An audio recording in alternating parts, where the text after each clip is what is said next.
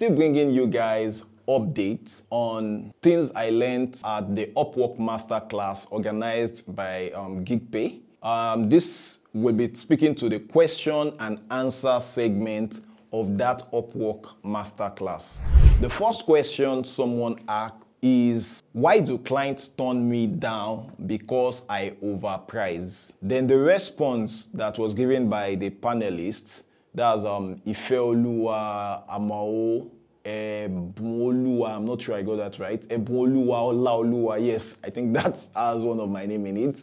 And Ezeogene, I won't even attempt calling the other name, and I don't have it right in front of me yet. Even if I have it right in front of me, I might not be able to pronounce it right. Okay, so the panelists gave this response. In my own summary of it is that always give a range if you are not sure.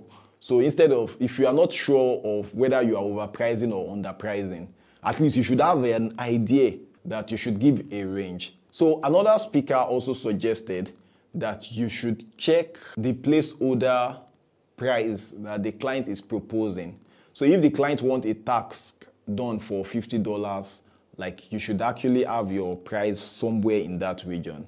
Yeah, which I agree with. Then by my own experience, I think that sometimes clients don't know exactly what a project is worth. So they just put any price there. Maybe some client might put maybe like $100 there. Yeah. If you think maybe for your own skill level, for what you're able to do for the client, maybe it would actually require you to charge them $150. Please put it there. I have actually done that several times and the client paid that. I've even had a case where the client put $50. I bidded for the project for $250, and the client reached out to me. We were able to like reach a consensus of $200, and the project got done. So don't be scared to push beyond. Then if you have a Freelancer Plus membership will show you the range of bidding of the other freelancers. So you can, maybe like if you are saying that other freelancers are bidding between maybe $70 to maybe like $100, you don't want to take your own price to $500. So even if you want to go above other freelancers thinking, oh, I'm better, I'm good, I'm crazily good, maybe yours should be in the region of maybe 120, 150, or it's actually always better to stay maybe somewhere in the middle or somewhere in that range. Maybe you might be skilled a bit to the highest or skilled a bit to the lower side, depending on your skill level and your confidence in yourself and how new you are on the platform. Then your location actually influence like how you bid too, because yeah, that's just the hard truth. Like clients actually have this perception of you when they are working with you as a Nigerian. Okay, so the second question that a lady asked was that, how do you handle clients who want to pay you less because you are a Nigerian? And the response of the panelists was quite simple to that. I think Ifedayo actually responded to that question saying that, accept it.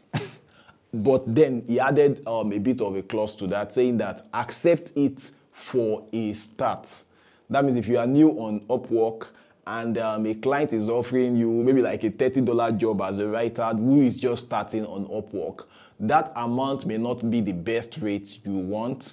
You want to come and make millions on Upwork, yes, but for a start, accept it. Till now, like there are some projects that maybe like people that are in some other countries may be able to bid maybe $2,000 for, but because I'm in Nigeria, I might be able to accept maybe like a $1,200 for the same projects. So let's move on to the third question that was asked during the Upwork Masterclass. So this person asked that some expert advised niching. Some say no.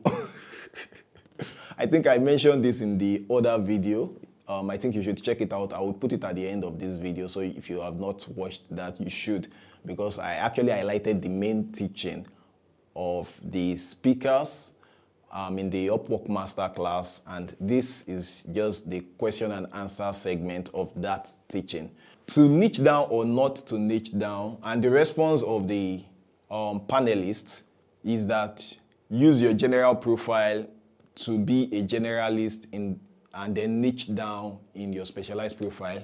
That's what I've always said too. I love that. Okay, so the fourth question was actually directed at Ezeogene, that when you are earning so much on Fiverr, why did you leave Fiverr for Upwork? Amazingly, like his story is totally different from mine. He said he didn't leave Fiverr, he didn't abandon Fiverr, he only expanded to Upwork, which is actually amazing. Yeah, I think many of us started on Fiverr. I started on Fiverr, and a job I would have charged $25 for on Fiverr, when I got on Upwork, I was able to see the job being, maybe like the placeholder amount that the client was proposing was like $100. I applied and got it, and that actually changed my mindset. Until today, I still perceive that there are more high-paying jobs on Upwork than on Fiverr. Okay, then the last question that was asked after the Upwork Masterclass was that can I take my client off Upwork so I can make more money? Or I don't know whether making more money is the objective of the person who asked the question. But the response the panelist gave is that there is no need to take your client off Upwork, and if you must do, ensure that the client pays Upwork there's a name they call this fee. That the client pays Upwork, then the client can take you off Upwork. Yes, I think the panelist is correct. Then there is a side I would like to push further on.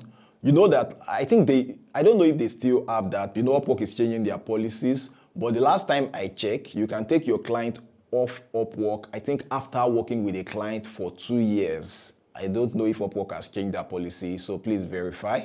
So that we have come to the end of the question and answer segment. You know, like, it's amazing that I'm able to bring you this information.